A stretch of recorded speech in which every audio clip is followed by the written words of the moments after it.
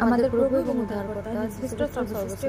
সভাকে জেনেছি আজকে দিন 13 জুলাই দিন শনিবার 2024 আজকে আমরা যে বচন পাঠ করব যে বিষয় শিখব 31 জুলাই এসে জগতর নয় আসলে আমরা দেখি পবিত্র শাস্ত্রের বিষয়টি আমরা পাঠ করব জীবন 17 ষোলো আমরা পাঠ করি প্রেষর শব্দের সাথে আসলে আমরা দেখি তারা জগতর নয় যেমন আমিও জগতর প্রভু যিশু খ্রিস্টই জগতর নয় তিনি স্বর্গের তিনি আমাদের পাপ থেকে উদ্ধার করতে পৃথিবীতে কারণ প্রভু নিজের আনন্দধ্বনি প্রদান করতে আর সব তুলিবাদিত স্বর্গ থেকে নামিয়ে আসবেন আর যিশু খ্রিস্ট জগতের জিনিসগুলোকে মরছেন তারা প্রথমে উঠবে পৃথিবীতে তিনটি গুরুত্বপূর্ণ ঘটনা রয়েছে বিজয়ভাবে তারা দৌড়ে শেষ করে তিনি স্বর্গ আরোহণ করেন এবং পিতার ডানদিকে উপবিষ্ট হন আমাদের প্রত্যেকের কাছে একটি প্রত্যাশা করেন তারা দ্বিতীয় আগমন আর দ্বিতীয় আগমন কেমন হবে কারণ যে প্রমাণ করে যে আমার থেকে নামে আসবেন যেমন তিনি বিশ্বের নয় কারণ আমাদের নাগরিকত্ব পৃথিবীতে এবং ঈশ্বরের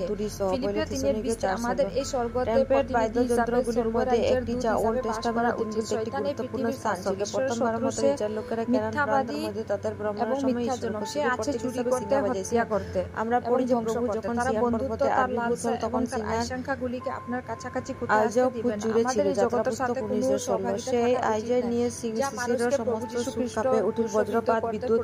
চমৎকারী এবং পাহাড় আমাদের ছিল বিশ্বের তাই মহিমা শিবিরের দেখাতে লোকেরা বুঝতে পারছিলেন যে প্রভু এবং আগুন এই দুনিয়ার ক্ষণস্থায়ী আনন্দ উপভোগ করতে দিনগুলিতে ইসরায়েলের লোকদেরকে কিন্তু তার পথগুলি হল নরকের পথ এবং একটি আপনাকে হেডস এবং অনন্ত আজাবের দিনের দিকে নিয়ে যায় প্রভু যিশু নিজেকে রক্ষা করছেন এবং নিশ্চিত করছেন যে বিশ্ব তার মধ্যে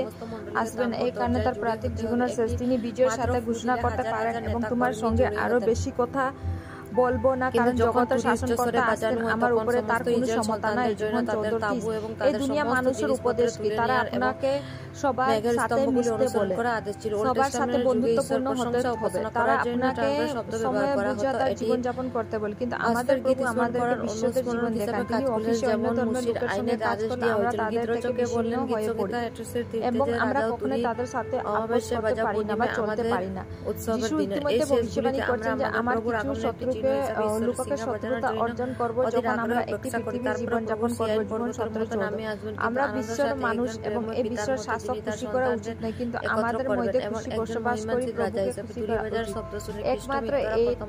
আমাদের অনন্ত শান্তি দেব এবং আমাদের মধ্যে স্বর্গীয় আনন্দ আসবে মেঘের মধ্যে আকাশের প্রভুর সাথে দেখা করতে হবে ইসরায়েলের উৎসবগুলির মধ্যে তোমাদের এই জন্য ডাকা হয়েছে কারণ খ্রিস্ট তোমাদের জন্য দুঃখ সহ্য করলেন এই বিশ্বের জন্য আদর্শ রাখা গেছেন যে তার প্রভুর আগমন সবচেয়ে গুরুত্বপূর্ণ ঈশ্বর সন্তান আমাদের প্রভু যিশু খ্রিস্টের জন্য দুঃখ করতে লজ্জিত হবে না যে হিসাবে আমাকে কি করতে বলা হয় প্রভুর সাথে ধ্যান করার জন্য সন্ধ্যার জন্য যিশুকুল আইচে মতি 5:11 আমরা পাঠ করি পবিত্র শাস্ত্র আমরা সিয়নে সিংহাবাজে পবিত্র উপবাসের দৈন্য তোমরা একটা বিশেষ